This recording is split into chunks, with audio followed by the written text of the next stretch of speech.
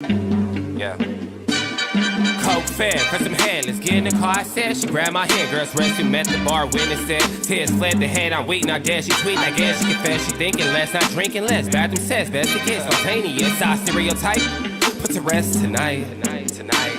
Imagine, believe, and achieve. It works. Skyline as I rise like fireworks. Smell through the bag. Don't touch my perk. Yo, hello everybody, and welcome to this edition of the Unpopular Hour. Excuse me, what the hell am I talking about? After the Storm.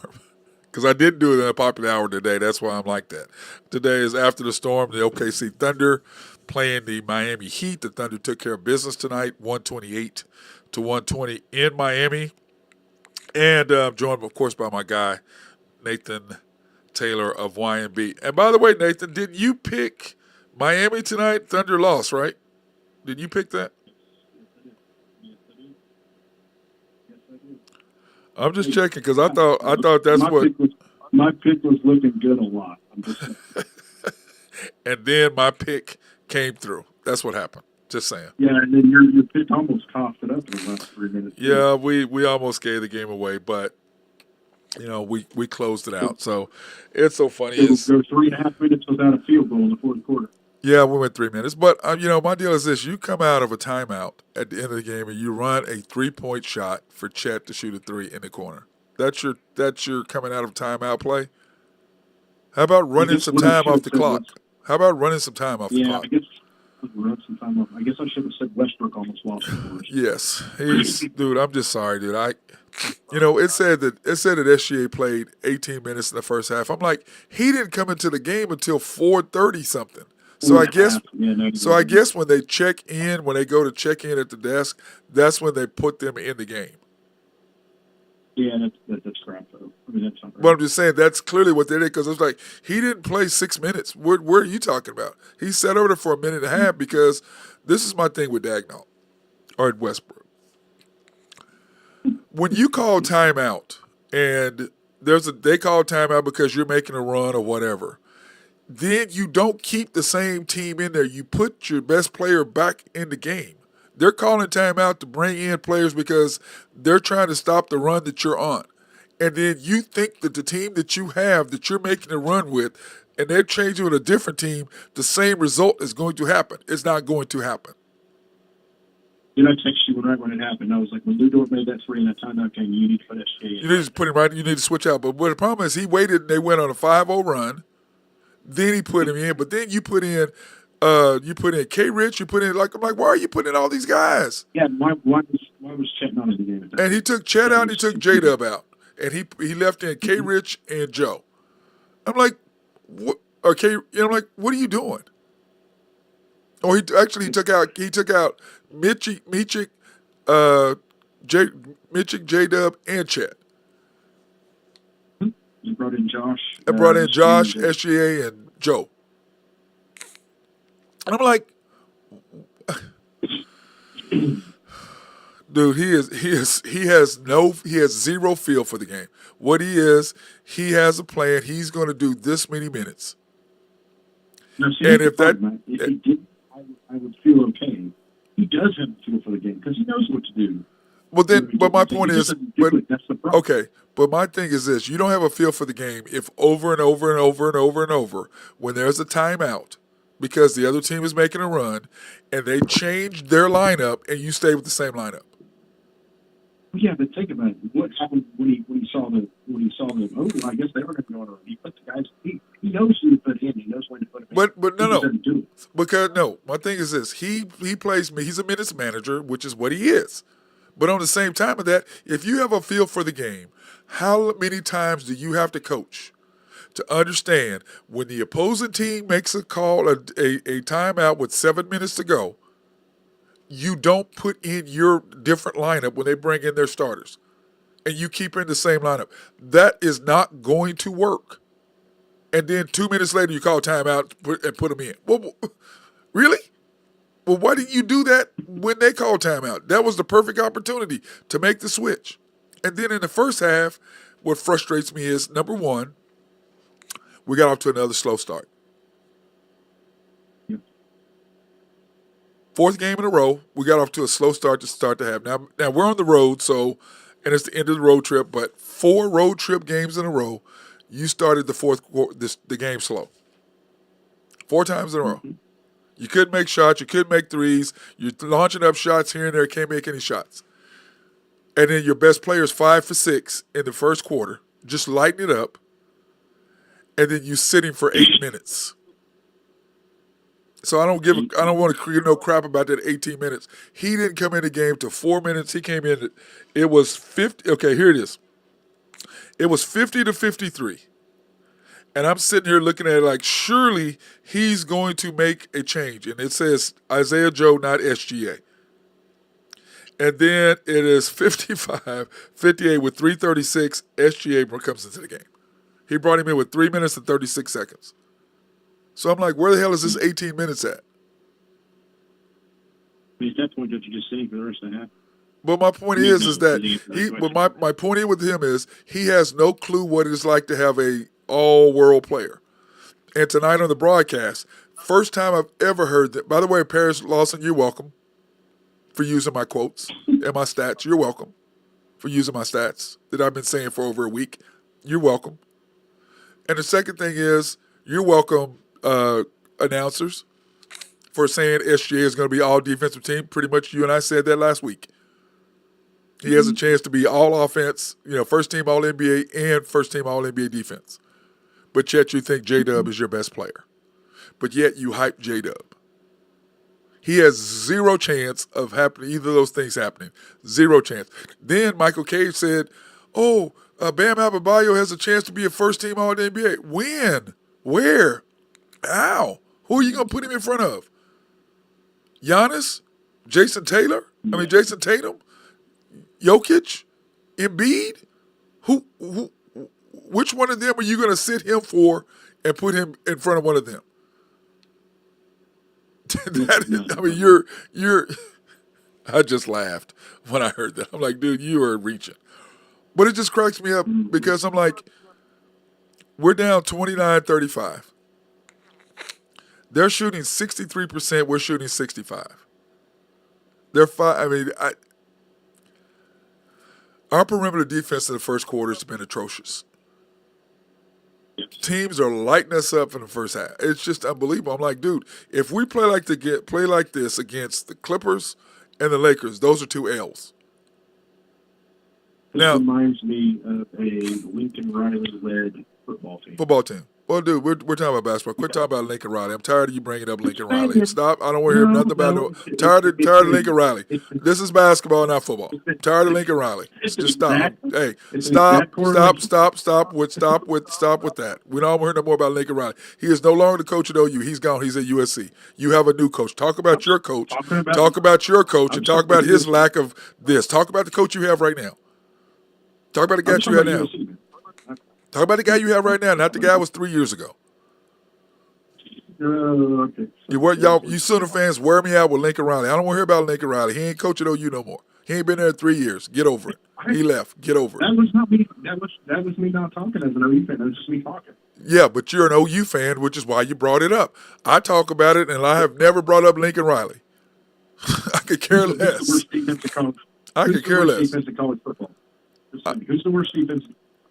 I don't know, but it's irrelevant. We're talking about the Oklahoma City. Hey, we're talking about the Oklahoma City Thunder. We're not talking about OU football.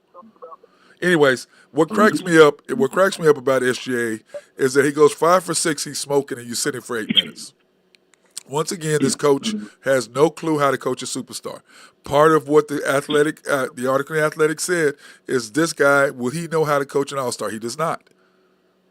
He knows how to coach J-Dub, who he's bringing up and he's trying to turn into all-star. You have a first-team all-NBA player with the opportunity to be a first-team all-defensive player, and you play a guy who has a chance to be neither. And you play him more. You give him more play. Like at the end of the game, why are you running plays with J-Dub?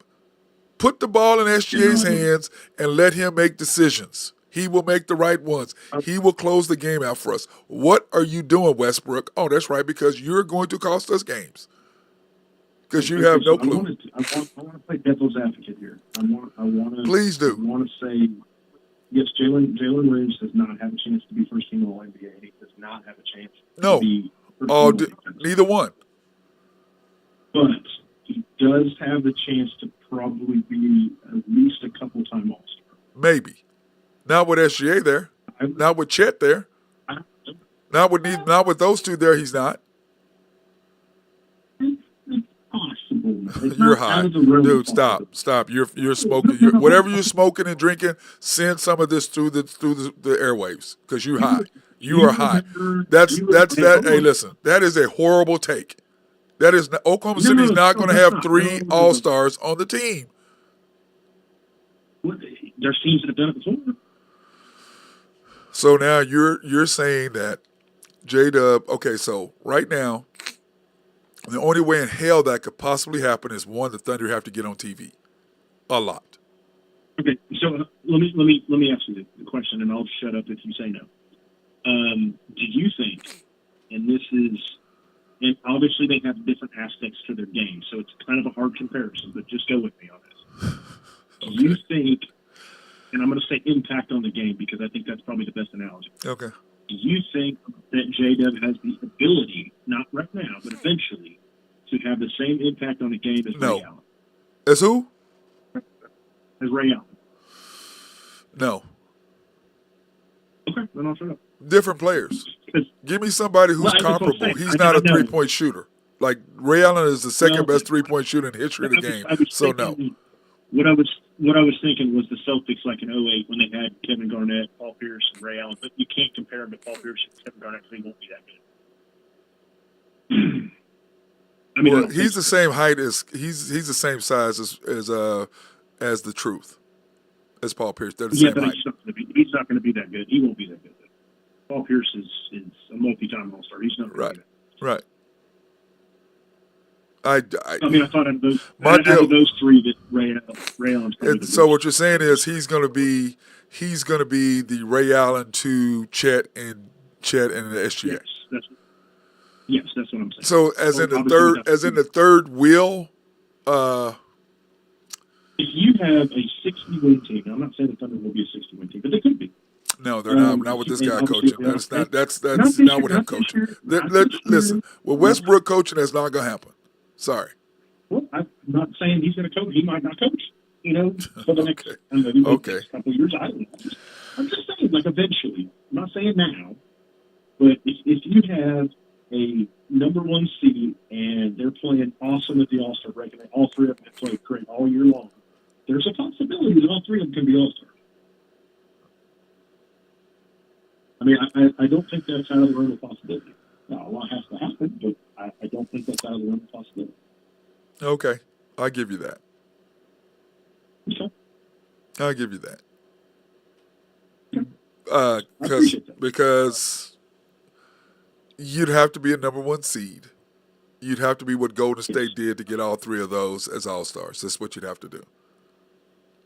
Yes. And I think. But the problem is the Thunder are on Baileys. They're not on national TV. That's true. So until that happens, there is no chance that will ever happen until they get on TV. And if they're on TV, then this coach will have to do one of 2 things will happen with this coach. He will get fired, or he will have to play a different lineup and play things differently. Yeah, hey, saying Golden State maybe you could definitely have as much impact as Draymond Green does. Yes, but what I'm saying is that on national TV, the only way that J-Dub will get any kind of love is that nationally, we'd have to be on TV nationally. Well, I think that's the only way. We'd have to be on TV nationally. That's the only way. Because nobody listens to the Thunder other than the people who don't understand basketball to listen to the Baileys. You're right. Okay, again, they don't, and then those of us who do understand it can't stand Michael Cage and the other guy because it's like, what the hell are you talking about? Now it's bad. Now listen, it's bad when my 11-year-old, 12-year-old kids are laughing at what this guy is saying because they do stuff that these guys are doing, and they're happy that they're that old learning how to do things. And then this guy's talking about, oh, that's just so. Really? My kids are doing reverses now at 8, 9, 10 years old. I'm teaching them how to do the exact same stuff that Josh Giddey does. It ain't that hard. It's not. It's really simple stuff. But anyway, let's get back to the game. 29-35, you start the second quarter with Meachik, J-Dub, Wiggins, Dort, and Chet. We go on an 11-0 run to start it. Great start.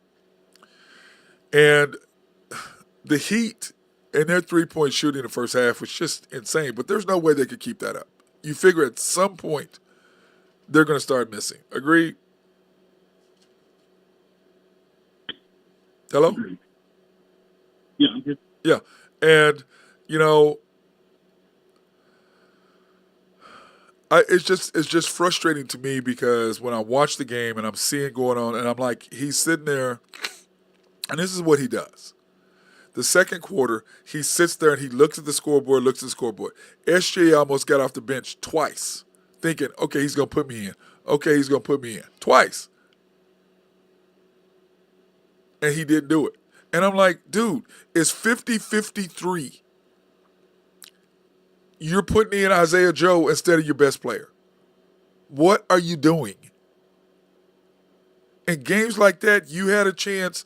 Now, we end up coming back, but what I'm saying is that's he misses his window of opportunity because I don't think he has a feel for the game. I really don't. I think he kind of thinks, but my minutes, I'm a what do you call those guys? Analyticals. My analytics says this. And to me, at 50-53, your B team's making a run. You put in Isaiah Joe, not SGA, with 4 minutes and 39 seconds to go. First of all, at 5 minutes to go, he should be in the game. Your guy's 5 for 6, and he's on a roll in the first quarter. And you're sitting for 8 minutes, 7 minutes. He's on a roll. What are you doing? And that 18 minutes when I pull up at halftime, there ain't no way in hell he didn't go in until 3 minutes and 36 seconds when it was 55-58. You're crazy. But at 50-53, why isn't he in the game? It's frustrating to me. I don't understand it. I don't. I mean, that's the window. So when you tell me that he clearly understands, Nathan, I'm like, well, at 50-53, why didn't he sub? Can you help me at all? Can you help me understand? Because I'm not on his level. Hello? I don't know where Nathan went. Anyway, at 50-53, I don't understand what Dagnall's doing. That's when you sub, but you put in Isaiah Joe. Yeah, I am now. You there? Yeah, I don't know where you went.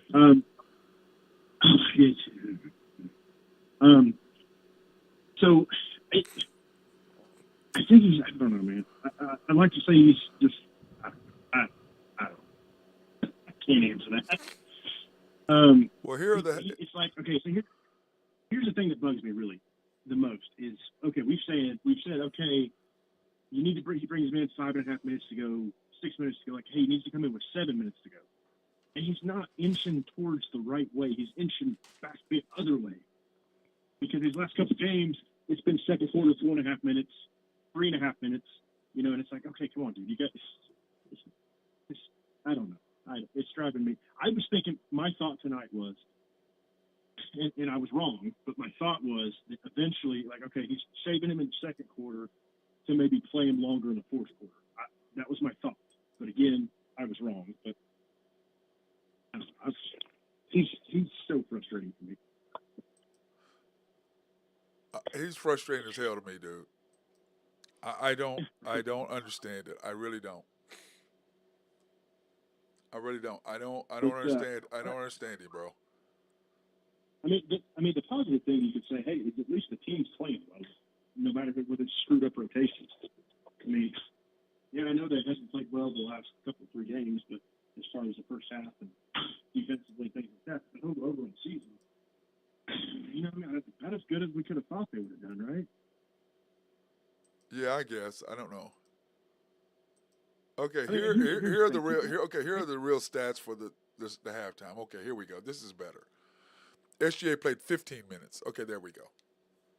And J-Dub played 16 minutes. There we go. Here are the real stats.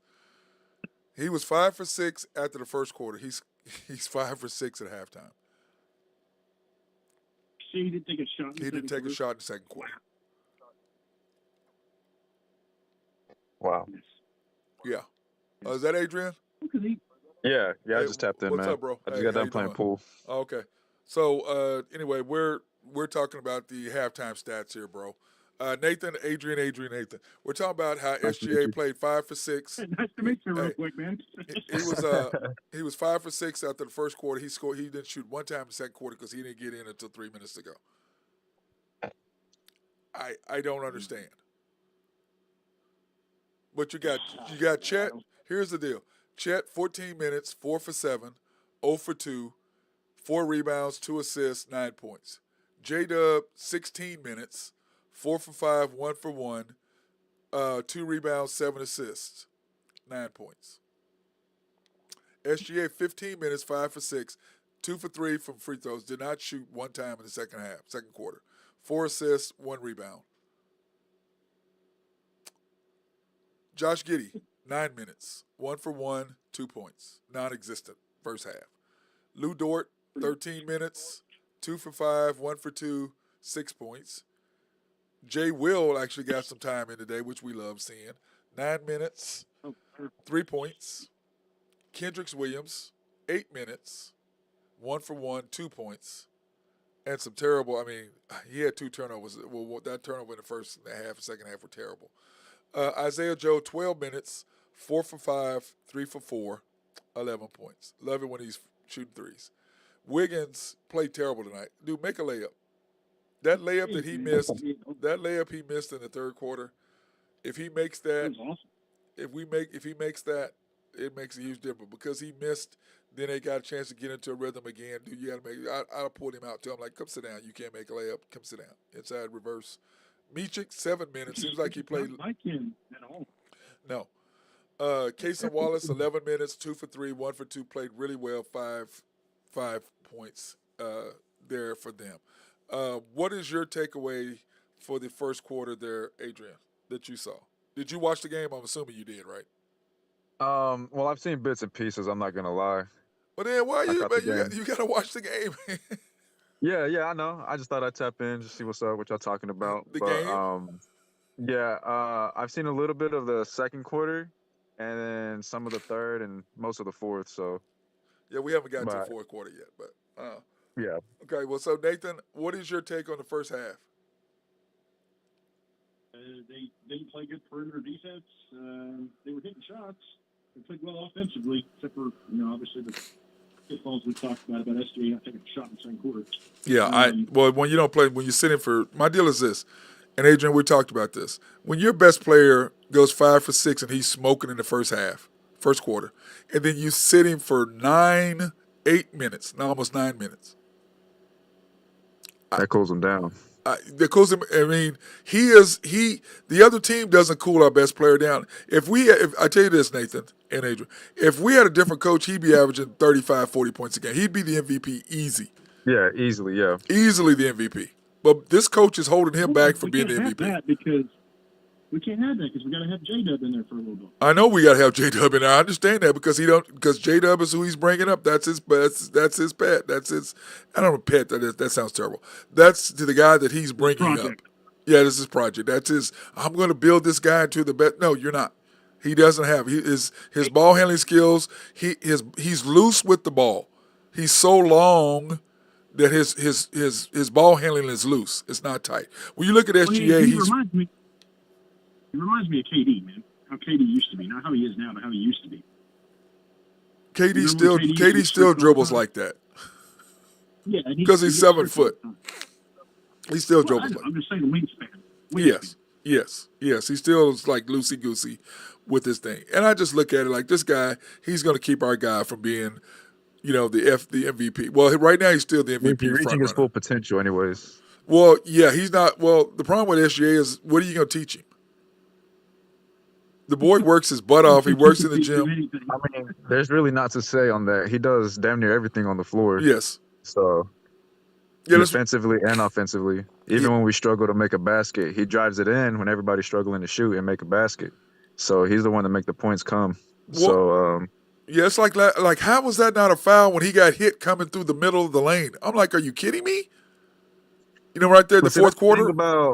That's the thing about our team in general. Like, we've always had no calls with the That's true. refs. Like, it doesn't That's matter true. who's on our squad. Yeah, We've that's had a bad facts. history with the refs. 100%. I agree. It's like they're pissed off that they got moved from Seattle, or we got moved from Seattle Yeah, to they Oklahoma can't get City. over it. I agree with that one. That's a good point. Okay, to start the third quarter, this one shook me up. You have SGA, Yeah. Chet, Kaysen instead of Dort, J-Dub, and Josh. That's your starting five. And I like that. I like that starting lineup. But my problem was we got into a three-ball shooting contest with them. Yeah. I didn't like that at the start of the third quarter. We shot better than they did on the night, though. Well, I'm talking about the flow of the game. Not all that. You're remember, you're Mr. Analytics. I'm watching what I see. I'm going by the flow of the game. Okay, the flow of the game in the third quarter. Here are my notes. Don't get into a 3-point shooting contest with them. That's all I'm saying. Those are my notes right here. I'm watching. I'm looking at my notes. Something we haven't even talked about tonight. Jimmy Butler didn't even play. Jimmy Butler didn't play. Kyle Lowry didn't play. Yeah, well, Kyle Lowry though. Yeah, but still, what is the one thing that the Heat have that most of the teams in the NBA don't have? A coach. Who just inked a heck of a new deal too. Yeah, but I'm just saying he can coach, bro. He can coach. He understands flows. So many undrafted people that make an impact. Well, let me see. One of his undrafted players, Gabe Vincent, is starting for what? Playing minutes for the Lakers. And the other one is playing for who? Well, what's his name? Is playing for the Cavaliers. Is it Cavaliers? Cavaliers. Yes. Yes. Yep. So, I mean, look at what they're doing. They're developing players, and that's what the Thunder are trying to do. They're trying to do what the Heat do. Well, the Heat was a play-in team and made it to the finals last year. They were a play-in team. Last year. And I'm going to say this. There's no way in hell the Thunder could have that guy as coach and make it to any finals. Because he doesn't understand. I know, Nathan, you try to say he does. But I'm asking you this, Adrian. My problem with him is there are certain moments in a game when you feel and you know what's happening. And this guy does the same thing over and over and over. If his team is making a run against their B team, the opposing team calls timeout, puts his A team back in the game. He keeps the same lineup in the game. And then the other team goes on an immediate run. Right. I mean, you have a chance to seize control of the game, and instead of bringing in one of the top 5 players in the league in the game, you sit him for 4 or 5 more minutes, then you bring him in. Oh, yeah. And SGA, like I said, I was sitting there watching. He tried to get up twice off the bench, thinking, okay, he's going to put me in, and he didn't. He got up again. Oh, okay. And just sat there like, okay, man, whatever. Because you can just see him like, okay, man, whatever. This dude don't know what he's doing. And that's what's happening. And I'm going to give you some advice, Thunder management. Players know when a guy knows what he's doing and when he doesn't. Okay? They know. I know if a guy knows what he's doing. I still feel like the coach is like still experimenting with his lineup. Yes. 100%. So, I'm gonna give him till All-Star break. If he's still doing the same shit after All-Star break, then I've been a fan and I'm gonna remain a fan, but I think I'm gonna just see how it rides out from here. But I don't agree with what he's trying to do. And if he continues to do that after the All-Star break, because after the All-Star break, everything turns up. You start to see teams basically for who they really are. Because I don't know what it is. Like, what is it? Whenever Chris Paul was on our team that one year, and then we were doing so good before the All-Star break, and then even after we started kind of like going down a little bit. So it's something about the All-Star break that makes teams a little bit more hungry, like after, because they know it's towards the postseason, so they know they got to go hard. So I guess that's really what we got to see and look out for whenever it comes to him switching up the lineups all the time. Well, the whole thing is, how many players do you think we should be playing? 12, like we play like no other NBA team, or do you think we should be 9, no more than 10? I feel like we should stay with the 9. Now, we're playing 12. I mean, those guys are already getting the flow of the game and whatnot. They've already warmed up. and they're getting adjusted to the pace of the game of what the other team is bringing. So whenever you throw in other guys that's been waiting to get in, that kind of like shifts the momentum on our team. And I mean, we do got a lot of young guys, and they're very athletic, and they can catch up to speed, but it's not the same versus when they're already warmed up, you know? Yeah. So Yeah. that kind of changes our pace too. Okay, Nathan, what is your take on? You like that take? Saying wait till after All-Star break? I do. I really do, actually. Adrian, that was a really good discussion there. I like it, and I don't. I like. I think. I'm gonna get killed for this. I think he is kind of moving in the right direction because. Well, okay, let me rephrase that. Minus the Lindy Waters minutes those couple games, which it seems like he makes an appearance about every 12 games. If you take, I don't know, maybe the Commander's got his cell phone number or something. But if you take the last, the non-Lindy Waters games, I mean, he's only the 10th guy or the 11th guy, depending on who it is. It's switching. So per game, we're actually probably only playing about 10 guys, maybe 11. It's just the guys change who the 10th and 11th guys are. Okay, I'm going to say this. The 11th and 12th guy are Meachik and Bertans, and Bertans is hurt, supposedly. So the 11th guy is Meachik. Okay? Yeah. He's the 11th guy. Him getting spot minutes. And I don't mind him getting minutes, but my deal is with him, if he's going to get minutes, then who are you not going to play? Josh. Exactly. Josh is playing. Josh is playing, so that's irrelevant. No. Josh is playing. The point is, you got to come off with a bench guy. So is that Wiggins? Is that who are you not? Who are you not playing? I say it depends on the matchup. To be honest with you, man. 100%, it does that. It's going to be Jay Will or K Rich, and it's going to depend on the matchup. Right. It's going to be Jay Will. It's going to be Jay Will.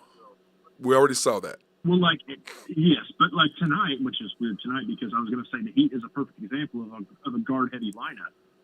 But if you've got a guard-heavy lineup, you probably want to have Mitic play a little bit more than Jay Will or Taylor, just depending on the matchup. Right. Well, so the thing is this, okay, but I'm going to give you a tidbit on what you just said, okay? I like what you said, and I like what Adrian has said. I'm going to address both of them, but I'm going to address your latest point you just said.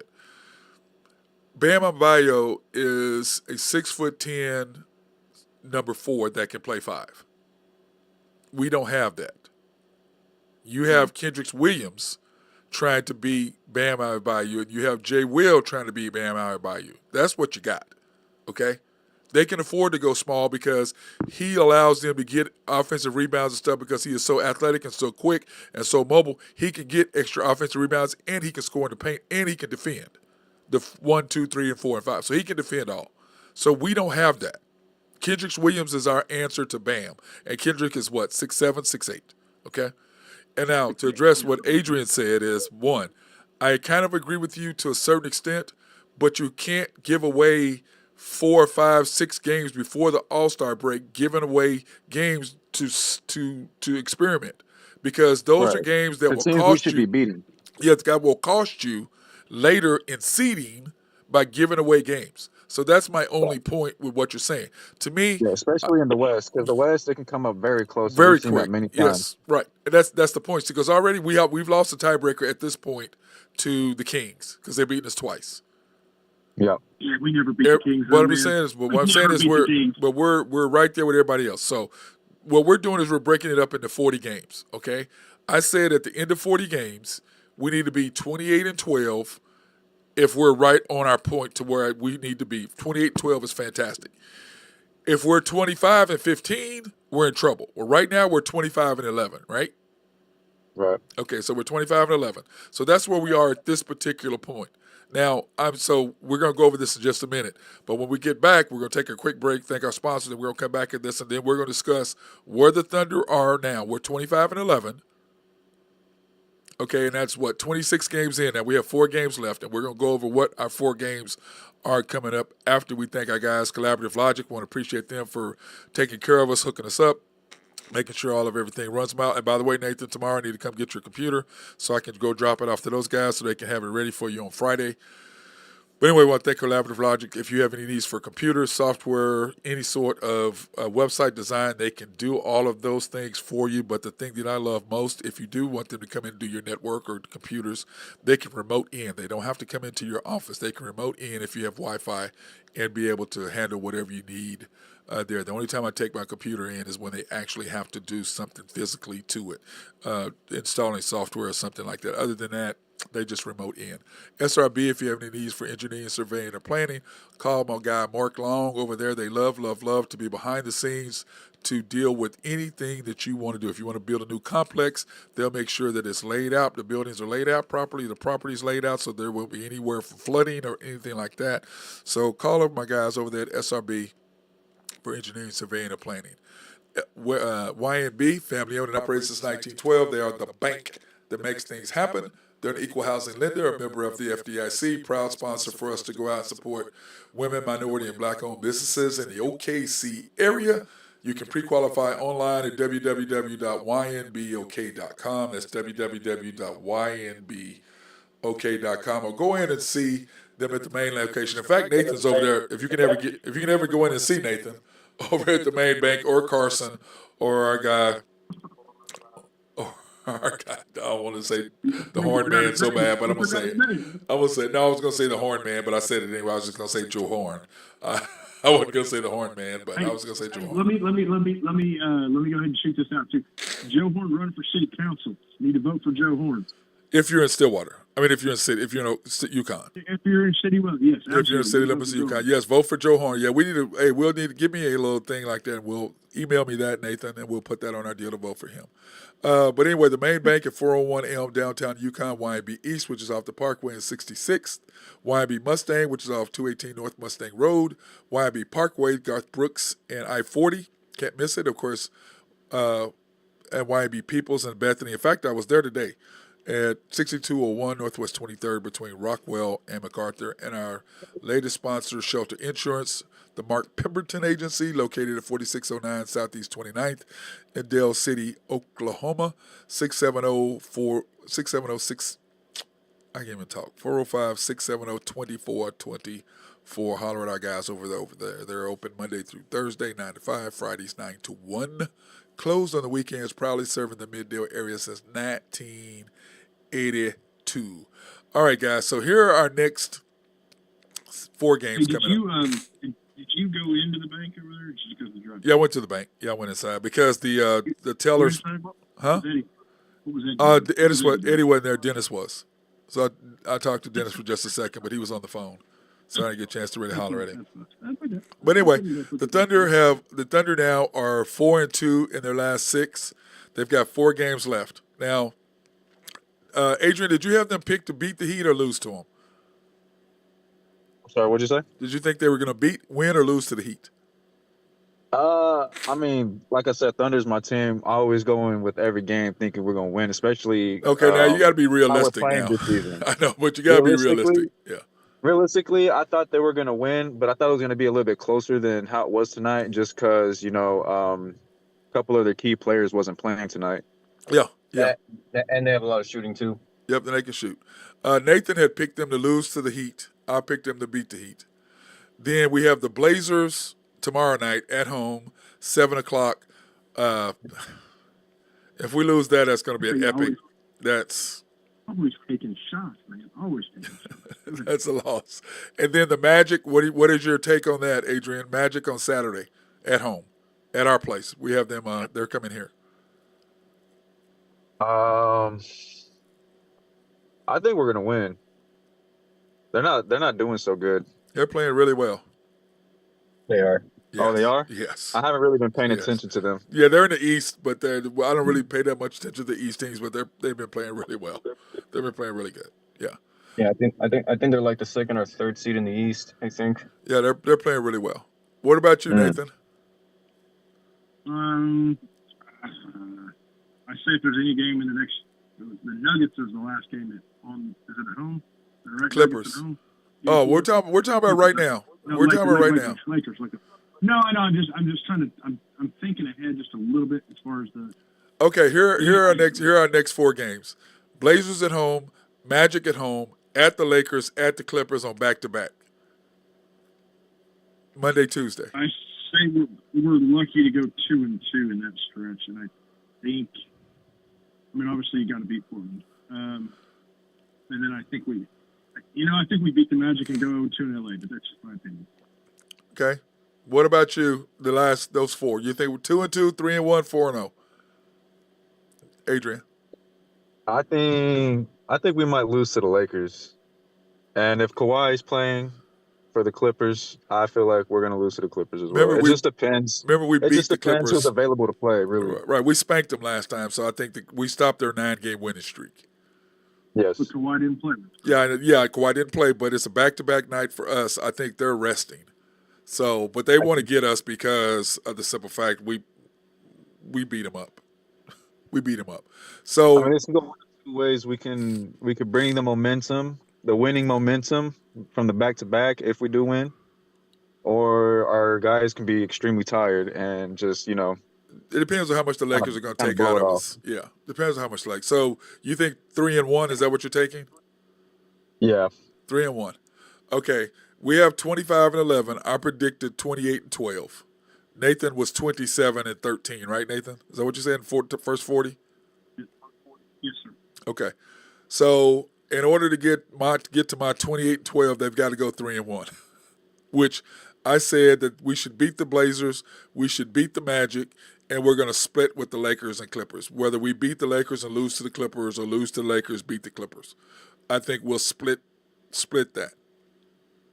So that's me. So I think, which will put us at 28-12. So in there, Adrian was right on the Magic. They haven't been playing well very recently. They actually dropped down. They're like eighth in the East. Oh, they've dropped that far? Yeah, they dropped. I was surprised too. Yeah, they were 21-16.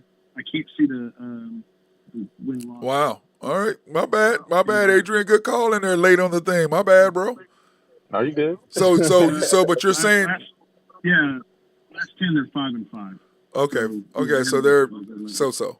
So what did you say, Adrian? You're 3-1 in these next four, right? Yeah. And you're 2-2, Nathan? Yeah, I'm 2-2. Yeah, and I'm 3-1. Which fits up with my 27-13. That's what I picked it. Oh. And so, honestly, can't you see us losing both LA games? Yes, I can see us losing both LA games. I believe that we will go. I believe we will do it. We'll be half and half. I think we'll split it. But if he doesn't change, like we've been talking about, if he keeps the same lineup and the same attitude, we're not going to win. It's like tonight in the fourth quarter. We start out, we go on a 10-0 run in the fourth quarter. Okay, what is it? Let me get my notes out here. We go, let me see, where's my notes? Yeah, we go on a 10-0 run and we're fine, right? And then all of a sudden, I'm just looking at it and I'm going, okay, you take out everybody there in the fourth quarter, and then you turn around and have to put everybody in. So you have Chet, let me see, who do you have? You have SGA, Josh, Joe, K. Rich, and Dort. And you left Dort and K. Rich in the game because you took out Chet, you took out Michik, and you took out J-Dub. And they went boom, boom, boom. Just like that. And then you had to put Chet, you had to put those guys back in the game. So to me, that's part of what we're saying, Adrian, is in the fourth quarter, when you feel it coming and then you run back-to-back plays for J-Dub. Dude, in the last 4 minutes, give SGA the ball, let him make decisions.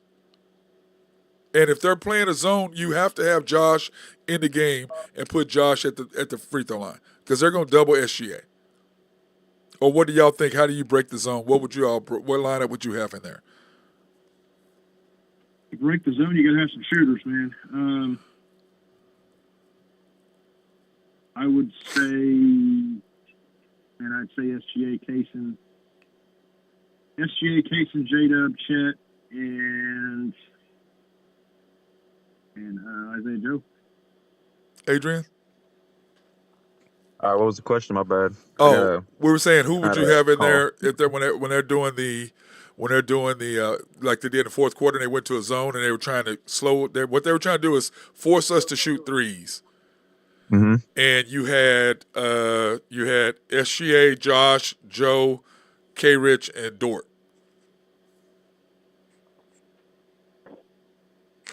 And then you had to turn around. And then you had to turn around and take them out because they made a quick run. And and it was 114-105 with 5 minutes to go. And then So you're asking me who would you have in there? He said if they're trying to break the press, he would have SGA, Isaiah Joe, Kaysen, Chet, and J-Dub. Yeah, I agree with that. Yeah, me too. Yeah, I like that. we always need Chet on the floor because our problem is that he wasn't even with us last season, and there was a lot of teams getting away with offensive rebounds. They still do. So, I mean, they still kind of do. No, we're ranked 29th in the league. Okay. Well, see, fuck. Yeah, we need 29th. we need a big. We need a solid another big. yes. Yeah, Nathan we need a solid big. Yeah, Nathan and I have been screaming about that for how long, Nathan? All season. Yeah. Actually, back in the Either Siakam or Lauri Markkanen, one of the two. But the we whole need to make it happen. okay. Those are the two guys we want. That's the two guys we want. But the problem with Marketing is this is what they want, Adrian. They want Kaysen, Bertans, Jang, and then their 20 because we own their 2024 draft pick, this year's pick. Okay, they want that pick back plus Houston's pick, so we'll still have one pick left. We'll still have one first round pick left. Then they want next year's 2025 pick, and then the 2027 to 2029. So they want 5 first round picks. Well, excuse me, 1, 2, 3, 4. Yeah, 5 first round picks plus Kaysen, plus Jang, plus Davis Bertans. And I said I give them all that except Kaysen. I'm not giving up Kaysen. Yeah, they can't take Kaysen. No, I'm not giving up Kaysen. I agree with Bertans and Jang because they're hardly getting minutes as it is. Yeah. And I don't mind the picks. And then we've already got too many roster spots filled up for those picks. Yeah. So we're gonna have to start moving some guys anyways. Yeah. But I think you're gonna see him. You're gonna see him trade those picks for future picks. Throw Pokuševski in there too. Yeah, I don't think they want Poku, man. I don't mean that bad. That's terrible. Hey, but, Matt, let me get you some crazy stats real quick. I know you hate these, but I love these things. So over the last 10 games, I was just looking at this. There's 4 teams over the last 10 games. There's 4 teams in the NBA that have a better record than me. Now there's a bunch of them tied with us. Okay, the Celtics is one. Yeah, Celtics has won 7-3 over the last 10. Just FYI. So okay. The teams that are better. And we've lost to who? We've lost to the Hawks. We've lost to the Brooklyn, Nets. And who was the other one? Was it LA? Is that 10 ago? No, because we beat. We remember we lost to the Lakers, and then we went on a crazy run there. I don't know. Yeah, I don't remember who the third one was, but yeah. So Boston, you're right. Boston's 1. Indiana is 2. We lost to the Lakers. Okay, okay. Hold on. We beat the Lakers. We lost to the Lakers. Then we beat the T-Wolves, the Knicks, the Nuggets. That's 3 in a row. We beat the Nets, the Celtics. We lost to the Hawks, lost to the Nets, and then beat the Heat. So yeah, the Lakers were the last team we lost to. Okay, so Boston, Indiana, 8-2 over the last 10. Denver, 8-2 over the last 10. You're never going to get this score. This is crazy. I would never have thought that. Over that. The Knicks. 8-2 over the last 10. And, no, they're in the Western Conference. Oh, Western Conference. Either the Pelicans is either the Pelicans, the Clippers, or the Rockets. Nope. Who? It's Utah. Wow. Did you see that one coming, Yeah, Adrian? I didn't see that coming. No. I didn't see that. Yeah, I would not have said Utah. Yeah. One other 2 quick tidbits. We have the largest positive point differential in the Western Conference by far. 7.5 point differential, and we're 3rd in the NBA in point differential. We are 1st in the Western Conference in offensive points per game. Okay, Nathan. The point. Okay, here's the stuff that matters. We're 4th. Here's the stuff that matters. We're 4th. Here's the stuff that matters. We're 4th in the NBA in scoring, and we're 11th in giving up points. Okay, That's where that's I was this going. year. But yeah, We're third in field goal Okay. percentage. We're third in far as keeping people's opponents short at 50%. We're first as far as best 3-point shooting team in the league. Did you know that, Adrian? which is absolutely crazy. We're Yeah, number one. at one point we was on top, wasn't we? We still It are. was number We're one. number one. We still are. We still are number one. Oh wow. Yeah. Okay. And then we're ninth in giving up threes, which of course that's going to go. I need to go look at that now because after these last few games, that clearly cannot be. And then here's the deal: offensive rebounds were 29th. Yeah, That's bad. That's bad. That's Hey, there's only 30 we teams. rebounded. Our obvious We answer is getting a rebounded. big man. Yes. Well, the whole thing is The I've talked. question is, Go ahead. go ahead. Sorry. No, go I ahead. was gonna Nathan. say, Adrian, the key is what big guy. You know what I mean? Because you're going to have a hard time just getting a regular, traditional big guy who fits in this lineup. You know, because you just can't. So Well, that's why you're gonna Marketing have to works. get right. That's exactly where I was going. I mean, in Marketing nowadays works. game, we don't really need a traditional big. We just need a big that can get rebounds. Because I And mean, if we stretch. get someone like Markkinen, He's he's a a triple stretch. threat. You know, he can Yeah. take it in. He got some mid range game, and he can shoot a three. Yep, and he can rebound. And So that'll you can space put out the floor, and that can open up more shots for whoever's on the floor for us, and that'd be even great in Chet's case too. Because I mean, he put can Chet knock at the down threes, 4. and he could be Yep. moved to the floor. Yeah. Yep.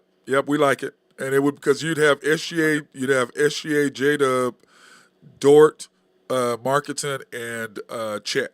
But the problem, this is like we've talked about this. Here's the problem with Marketing, besides Kaysen, because what they're trying to do is we don't want to give up Kaysen like the Clippers did not want to give up SGA. But Sam Presti fleeced the Clippers and said, no, y'all really want Paul George. We want him. And the Clippers did not want to give up SGA. Now we know why. Okay? We know why. And that's why he kills them every time he sees them. That's why he likes them. I bet he averages 30-something against them every time he sees them.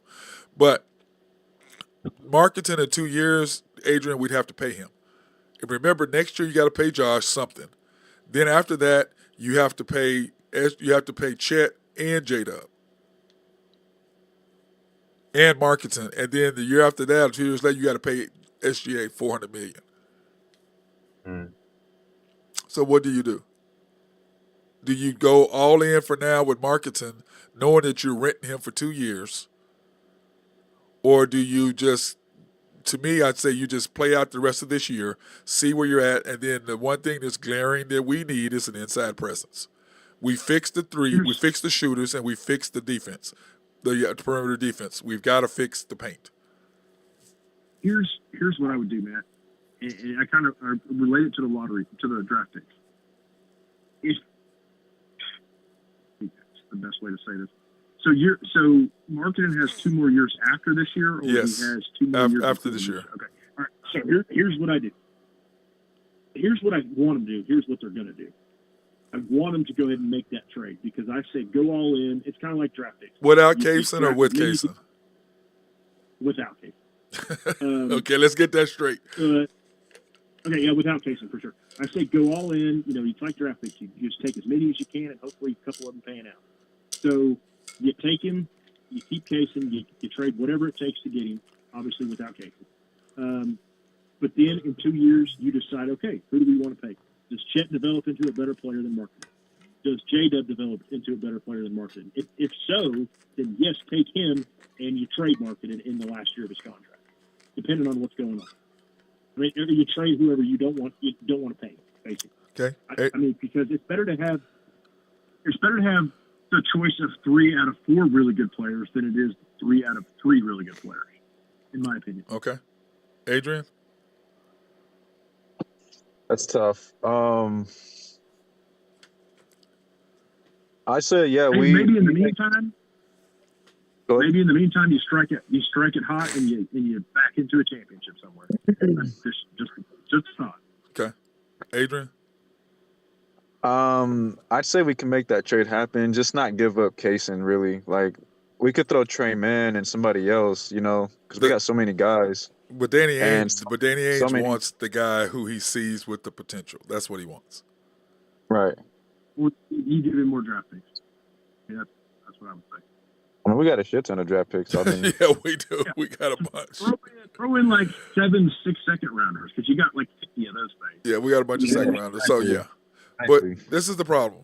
This is the thing. Here's the Thunder. What you did is you traded for SGA. Then you got Josh. Then you got J-Dub and Chet. Then you have Kaysen. So you went boom, boom, boom, boom, boom. So you got something here. You're young. You've got something growing. But you're still missing one. You go out and you hire the best shooting coach in the NBA, and you pay him $1 gazillion, and clearly that's been a great move by Sam Presti in hiring him away from the San Antonio Spurs. So that's worked.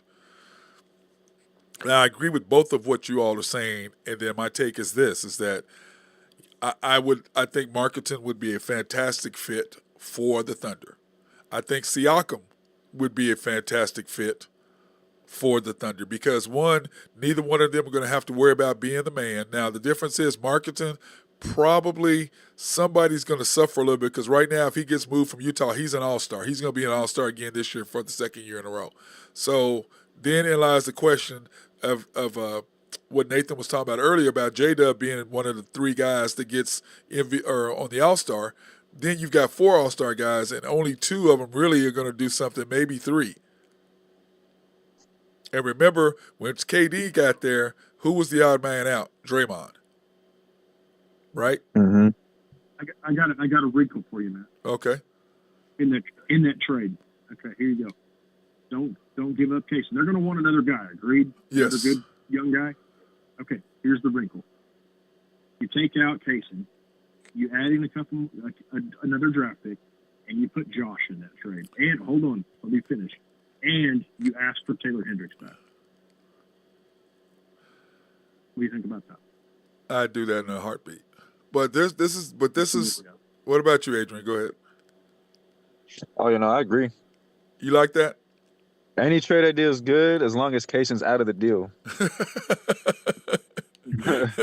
Well, but see, if you give up Josh and you get Taylor Hendricks, I mean, I think that's okay. pretty. I agree. They're not. I don't think they're going to give up Taylor. But for Josh, they might. But my deal is this with Josh. He steadies the ship when we got to throw. He makes the right decisions passing wise when we got to get inbounds play. Like tonight, you had SGA taking the ball out of bounds. Well, and then when I looked, I was like, "Where are you taking him out?" And I looked around like, "Okay, you have the choice between him, J-Dub, Chet, Dort, and I forget who was the other one that was on court with us at that time. Was it K-Rich? Maybe it was K-Rich. Yeah, K-Rich. I think it was K-Rich. And I'm like, why are you taking SGA? I was like, oh, that's the only guy you can trust to throw the damn ball in. So that doesn't work. If you take Josh out, then who you? Yeah, but the question is, on that roster, who would you rather have throwing the ball in? SGA, Josh, and then who? That's the $1 million question. You almost have to say either J-Dub or Mikic, don't you? No, you ain't put. Why would you put Mikic on the floor at the end of a game? I'm just saying, like if you. No, we're talking about the end of the game. Who are you going to have? Be realistic. Who are you going to put in the game? Who you going to have on the court if you don't have Josh? Wow. Adrian? I can't. I say Chet. No, to throw the ball in. Oh, to throw the ball in? Yes. Yes. I'm saying there's really not a lot of you're not putting Mikic in the game at the end of a game if you want to win. That ain't happening. No, but if that's the least of your worries in that trade, then I think you'll probably be all right. But you got to understand, at the end of games, to beat people, you got to get the ball in bounds. Well, everybody you got to get the ball in bounds. And who do you want having the ball in his hands to get fouled or whatever at the end of the game?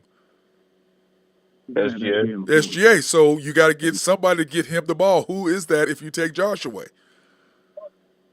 Well, it's got to be either J-Dub or no. It's got Stinkin maybe. Come on now. I mean, are you really going to trust any of those? That's why Dagnall had SGA throw the ball in. Who are you going to trust to know that they're going to get the ball in and make the correct pass to the correct person? Well, you can work up many plays. Yes, that's why we need Josh. But you can work up. That's why you need Josh. A lot of no, you got to have somebody making the right decision, Nathan. You're right, but if you have the chance to get those other two guys, Nathan, you have to have a guy that can pass the ball in bounds, or whatever you're talking about is irrelevant. You got to get the ball in bounds. Hey, let's go sign Chris Paul then. Chris Paul's done, I think. I think Chris Paul is done. Man. He's out. He's done for the year. Ain't he done for the year, Adrian? Didn't they say he was done? Did you see that? No, 4 to 6 weeks. 4 to 6. Oh, it's 4 to 6 weeks. Okay. I thought he was done. So, all right, guys. Anything y'all want to talk about tonight that close the game out? Close the show I'm out? sure you can find somebody else to pass the ball in. You can find somebody else to pass the ball in. No, bro. It ain't that easy. I'm just telling you. If you're paying Josh onto all he's doing is doing out of bounds plays, then no. No, Josh does way more than that. All I'm saying is, at the end of the game, you have to have a guy to get the ball in bounds. If not, it turns into a turnover. Yes. Got to have a guy. And let's face it, if you look at our roster, it's either Josh or SGA that you trust to get the ball in. But the problem is, if SGA is throwing the ball in, they're going to foul. They don't foul anybody but him. I'll foul J-Dub. If I'm the opposing team, I'm going to trust J-Dub to go shoot 2 free throws. I'm going to trust Chet to go make 2 free throws to win the game with 2-3 seconds left. Yes, I'm going to trust him to go miss at least one. I don't know, man. I'm talking about the opposing team. Free throw percentages. I know. I'm talking about under pressure. I'm talking about under pressure, not when you shoot during the year. Under pressure. I'd like to see clutch free throw percentages. I know they've been. All I know is I saw us lose last year when J-Dub and Josh both missed free throws at the end of the game to win games. When the pressure is there. J-Dub is a lot better free throw shooter than he is this year than he was last year. Whatever. Pressure. Dude, it's like 15%. It's at least 15 percentage points different. Okay. Guarantee it. All I'm saying is with the game on the line, bro. Well, I don't care what you're shooting. I don't care what you're shooting during the year. I don't care. None of that matters what you're doing in the game. None of that matters. I'm just telling you. I played. I can tell you. We knew who the hell to foul and who not to foul. I'm telling you. Go foul that dude right there. J-Dub has knocked down free throws to win a game. Win. You remember those two we were talking about earlier in the year? We're like, he made them. He switched them. Yeah, but those didn't win the game. They iced the game. No, because SGA had to put us up 4. You're talking about Dallas. I was at the game. I don't think. Yes, in Dallas, J-Dub hit 2 free throws, and then SGA stole the ball to put us up to win the game. I was at the game. It wasn't. Okay.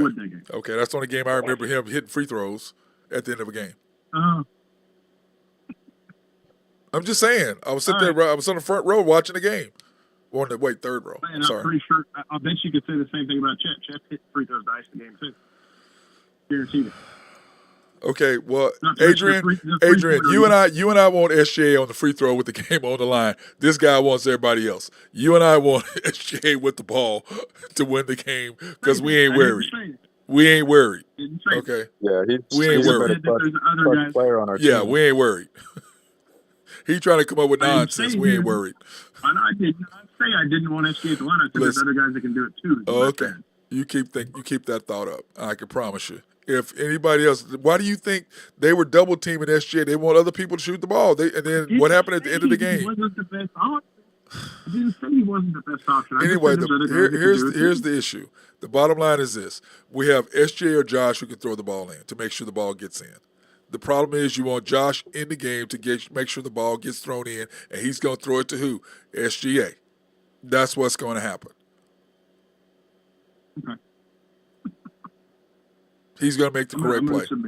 I'm just going to submit. Well, the difference is that I played, and nobody who played the game is going to tell you, yeah, I want the guy who can get the ball in the ground, get the ball in the game.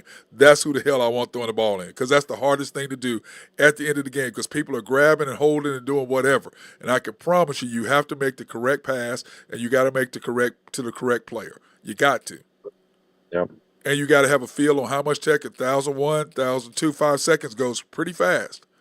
So you got to have a feel for that. There was even one possession where he couldn't even get it in. He had to call timeout. Yes. And then we come back with a possession where he throws to the Chet in the corner to shoot a 3. Like, what the hell was that? So, yeah. That's Anyways, the guy you want taking the ball out of bounds. I want Josh to. Well, that's because that's the play that was ran. They ran a play for Chet to throw the ball in the corner and make it. Because everybody thought they were going to throw it to SGA. So he goes, okay, they know we're going to try to throw it to SGA. Let's use him a decoy and throw it to Chet in the corner to shoot a three. That's what the play was. That's what it looked like. So, anyways, what is your cap off for the game tonight? Give me your ending quote about the game and what you felt, Adrian. I mean, from the parts I've seen, I mean, we played pretty good. I don't know what happened on whenever they went on a run, We went but 3 minutes without scoring. That's what happened. yeah. J-Dub I took mean, 2 shots. Chet took a shot. SGA got fouled. They did not call coming across the well, lane. as He threw the SGA ball played a away. lot of minutes when we went against Boston, right? Yes. He played all the way through. Yeah. So Well, I here, feel like if go we ahead. came with that game plan and we approached every team, I feel like our record could be Way better better. than it is right now. Yeah. Yeah. So Okay. yeah, Here's the. Well, go ahead. I'm sorry. no, go ahead. I'm sorry. I'm I'm saying done. here's the game stats to end this game. Here was the end of game stats box score. Okay. Chet, 31 minutes. He had a stat line. 31 minutes. He was 11 for 14, 4 for 5 from 3. 4 rebounds, 5 assists, 2 blocks, and 31 points. J-Dub. He was 1 for 5. Huh? I'm sorry, what? He was 1 for 5 from 3. He was 10 for 15. Right? 1 for 5 from 3. Well, what am I looking at here? That was the wrong one. That's the end of game box score, right? No.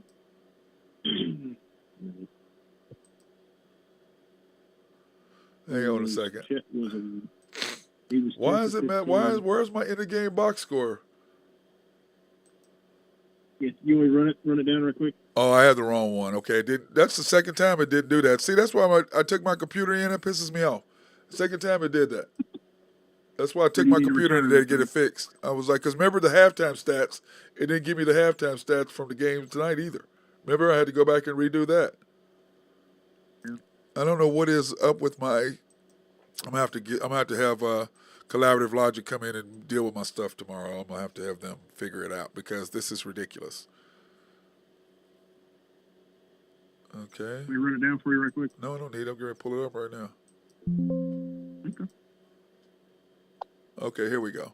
Chet, 33 minutes, 10 for 15, 1 for 5. Right? Wow. 1 for 5.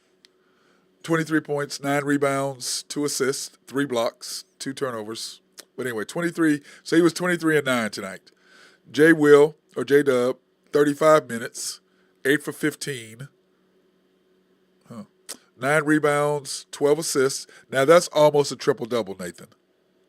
Hey, Adrian, he goes, it was almost a triple-double with 7 rebounds. Is that almost a triple-double to you? Almost a triple-double. I think Adrian's gone. Okay, anyway, he had 19 points, 9 rebounds and 12 assists. Almost had a triple-double. SGA in 34 minutes, so J-Dub played more minutes than SGA. Just 1 minute. It's irrelevant, dude. 11 for 17, 2 for 5 from 3. He hit a huge 3. 2 rebounds, 8 assists, 1 block, 1 steal, 28 points. And I just laughed, dude. He's going to cost, Coach Westbrook is going to cost us games, I promise you. Got Josh Giddey 20 minutes, 3 for 5, 9 points. Lou Dort, 26 minutes, 14 points. How do you feel about Cason's game tonight? Yeah, I thought he had a good game. I thought Lou had a good game, too. Yeah. Isaiah Joe, 22 minutes, 4 for 7, 3 for 6. 1 terrible turnover. Did you see that one? Did you see that 3 that he hit, though? I mean, that dude was in his face. Yeah. He arced that thing to the roof. Yeah, see, but he's got a nice arc on his shot anyway. But yeah, Isaiah Joe's a beast. he's a beast, Sure. dude. But 3 for 6. So we shot 42% from 3 tonight. And once again, dude, this free throw, what is up with our free throws? 75%. Did you see It's the like discrepancy we too? traded free throw shooting for 3 3 point. points. Yes, we did. Well, we need to fix that, dude, because 75% is not good. And SGA missed another free throw. He's Did you see the discrepancy though too? 16 attempts to 28. Yes, but that's because we foul a lot, bro. Yeah, I just in the Heat they always. Well, the whole thing is just like Adrian said, we are the least loved officials team I've ever seen in my life. We get no calls. Which is the weirdest thing too, because we're the least griping team too. I don't know. We gripe. I'll No, admit. but not as much as some of the other guys. Oh my God, dude! Like Between Randy Kyrie Wright, Irving and Luka the Doncic, commander Randy Wright, he was a cry dude. He James. was always whining, man. I never whined. That's not what I never that's whined. not what I heard. I heard you were Luka Doncic of the 80s. Did you whine? Did you That's what I whine, heard. Adrian? When you played, did you whine about calls? No, never. I may have No, you whined. never- Never have, never will. I may have cried a little bit. Anyway, you guys are right about that. It's just the discrepancies is ridiculous. So, but anyway, my takeaway is simple. Thunder took care of business on the road with a hobble team. It's nice to go back 2 in a row. These next 4 games are critical, but we can't play 12 guys just because we're playing at home. Lindy Waters, them coming off the bench and all that nonsense. That's got to that's got to end. You got to go 9 guys. You got to have SGA, J-Dub, Chet, Josh, Dort, Wiggins, Joe, Kaysen, Kendricks Williams, and Jay Will or Meechik. That's what you got to have. Yeah. And you got to continue that rotation. And Meechik, if he would just look to score more, I wouldn't mind playing him a lot more. But he's got to look to score, and he doesn't. He doesn't look to score. He's like more of a pass first Yeah. guard. Now he made a nasty pass, a nice no look to Dort down low. That was nice. And by the way, Michael Cage, that's a nice pass. Not somebody just throwing a regular pass down the middle of the lane to a wide open What guy. about that? That's a nice What pass. about that pass from? What about the pass from Case and the J-Dub, man? That was nasty. The alley oop, the no look alley oop. Yes. Got us rolling. That was awesome. Got us rolling. But all I'm saying to you, Nathan, is what world do you live on that you play, your best player doesn't play the most minutes? And it's like I tried to tell you the other day. Like I told you the other day. The Thunder coach is the only coach that doesn't understand what your best player's job is on the team. Because he thinks the best player and the Thunder staff think the best player is J-Dub. By the way, Adrian, did you know that? Yeah. I mean, Yeah, I've heard. that's what world do you live in? Okay, here you go. And I know exactly how you're gonna rebut this, but I'm gonna go ahead and say it anyway. Oh, what nonsense do we got now? SGA. It's SGA, 34.8 minutes a game. Okay? J-Dub, 32 minutes a game. We're talking about tonight. I'm talking about overall. I'm talking about tonight. It's 1 minute. 1 minute. It's irrelevant. You're missing the point. And once again, you're a non-basketball playing person, so you don't get it. But that's why you're on the show. That's why you're on the show. That's why you're on the show. So everybody can get the normal person like you that are out there that listen to us can understand your point because they're just like you. But for all of us hoopers, that's what I just said. The average person, that's you. That's what the way y'all think. For the rest of us, you're like, what the hell is he doing? For the rest of us, like, what the hell are you doing? I don't disagree with you. I'm just saying it's not all the time. It's not across the board. Oh my God. It's just here and there, which it shouldn't It shouldn't be at all. it shouldn't be. It shouldn't be at all. Okay, so stop. You're an average Joe is what y'all do. Okay, us players are like, what the hell? Listen. I know people like you get mad when we do this, and when athletes like this is what we always say. Y'all don't get it, you're not gonna. So it's useless for us trying to talk to you about something that you're not gonna understand. You're just not. Thanks Okay. for hammering. For example. All right, hold on. For example, Adrian, what is your opinion on what Jameis Winston did the other day when in the victory formation? Did you see it, Adrian? No, I didn't. They're in victory formation of 41-17. Basically, at the end of the game, The coach calls victory formation, and Jameis Winston is the backup. He's not the starter. He's the backup. And they run a play to the guy because he hadn't scored this year. He did that because he felt bad. And his response was, well, the coach came in and said this, but we as a team decided something else. What the hell are you talking about? We who? You decided to do that. Even I would say that's Bush League. And listen, if I am the head coach and I tell you to do something and you don't do it, you're no longer on my team. You know what I would do if I was the opposing linebacker on the team? The coach orchestrates the game. Yes. The bottom line is like Shannon Sharp said, listen, you have a loser mentality. You took the team when you were the quarterback at the Tampa Bay Buccaneers. You couldn't win with the team. Tom Brady comes in and takes a Super Bowl. You're the coach. You're the quarterback again. You can't win. Baker Mayfield comes in with the same team that you had and takes them to the playoffs. And now you're a backup, and the one thing that you do in victory formation, and you'll notice a lot of times those defensive linemen will fire off at offensive linemen who are just standing up. And then now everybody goes, okay, that's going to happen. And then you try to run it in. Now all of a sudden, every time that the New Orleans Saints players try to do a victory formation, the opposing team are going to try to knock their heads off because of you, Jameis Winston. Because of that. He would be gone. You couldn't play for me. If I'm your coach and I tell you this is what we're doing, but on top of that, dude, the game 41-17. Y'all have already kicked our butt. Victory formation here. Just take a knee and let's move on. Let's hug each other and like, hey man, good game. See you next week. Where we going out tonight? You got the place. You got the spot. You picking us up. We're riding with y'all. What we doing? I'm gonna tell you, by the way, Wemby had a triple-double tonight. Yeah, he was nasty in 21 minutes. Yeah. By the way, what is your thought process on Chet winning Rookie of the Year over Wemby?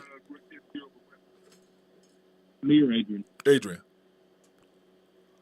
What is my thoughts on him winning the Rookie of the Year? No, he was our Rookie of the Month. Over the Rookie of the Year over Wemby. Because it's between him and Wemby and Jaquez, the guy that played tonight for Miami. Those are the three. And he's nice. That's the first time I've actually seen him. He's nice. He's nice. Man, I think it's going to be close.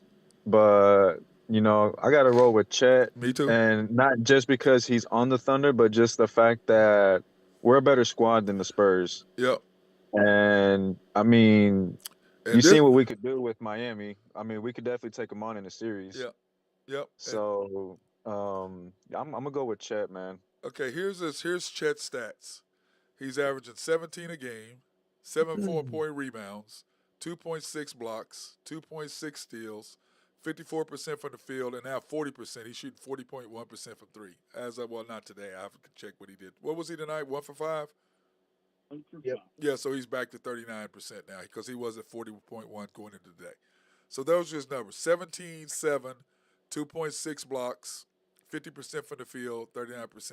So my thing is this. If he's 50, 40, 90 this year, do you think that he's locked in for Rookie of the Year? That's 50% shooting, 40% from three, 90% from the line, averaging a double. Now, Wembanyama's going to do a double-double this year, but they suck. Right. His efficiency is ass too. Yes, it is. It's that too. So, do y'all think that he's going to win simply because he's Wembanyama? But like I said, like I told, this is my thing. My take is this. For us to do the MVP and the Rookie of the Year, first of all, we got to get a new head coach because our head coach is going to stop that from happening because he wants J-Dub to be the Rookie of the Year again or whatever. And giving other guys weird minutes. So, to me, if you do it what you're supposed to, you're going to have the MVP in SGA and the Rookie of the Year in Chet. Why? Because you're going to be first or second in the West.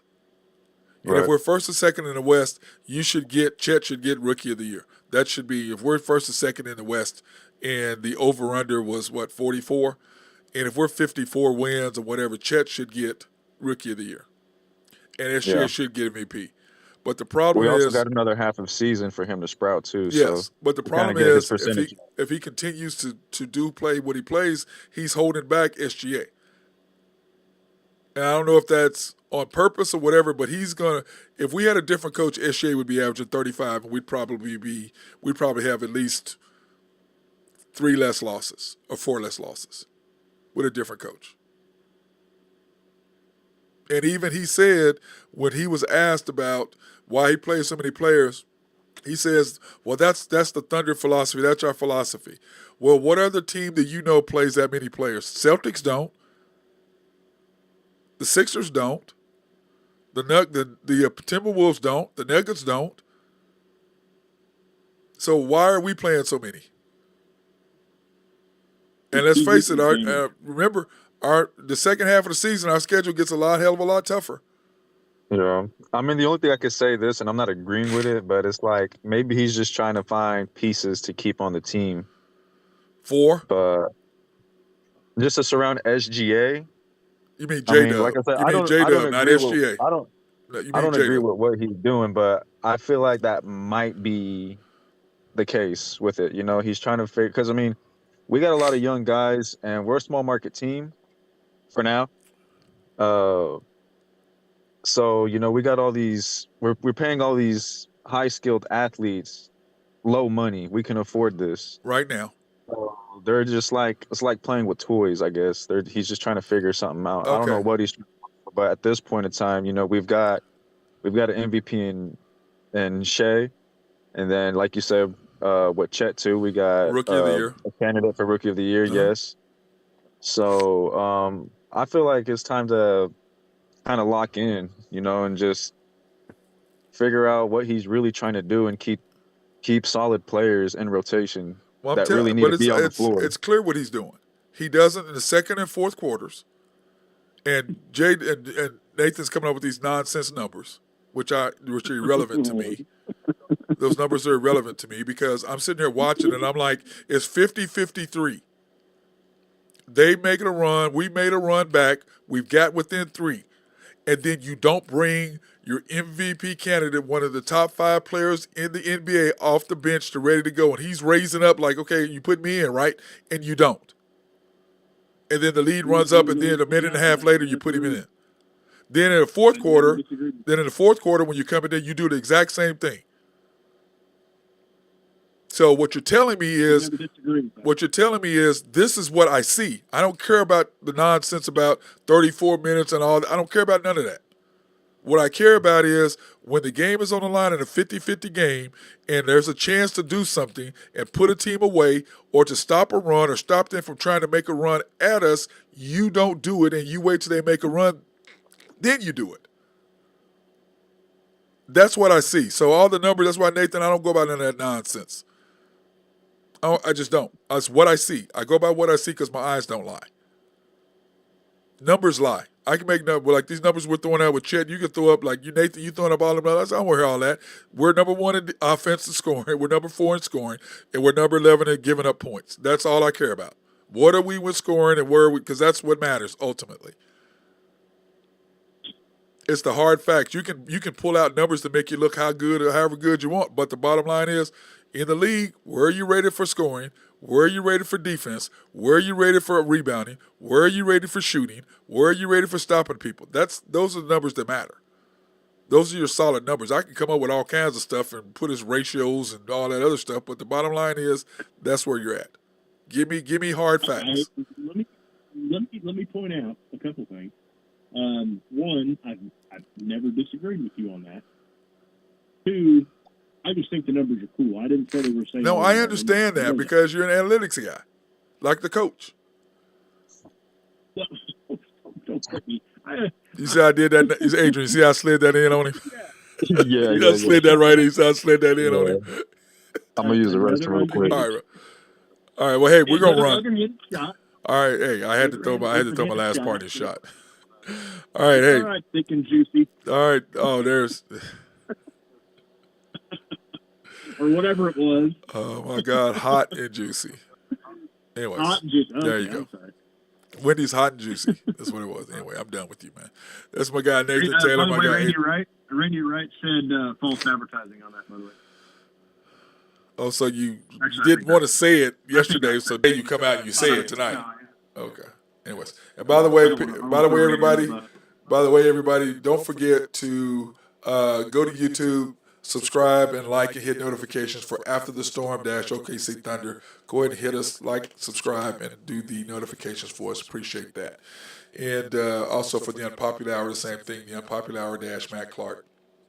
Like, subscribe, notification. Appreciate y'all supporting us, giving us our thing. So that being said, I want to thank Nathan Taylor of YNB, my guy Adrian Fierro doing their thing. Appreciate both of those guys coming on, giving their breakdown for the Thunder. They're different than my breakdown, hard selling, hard, cruel, vicious person that I am.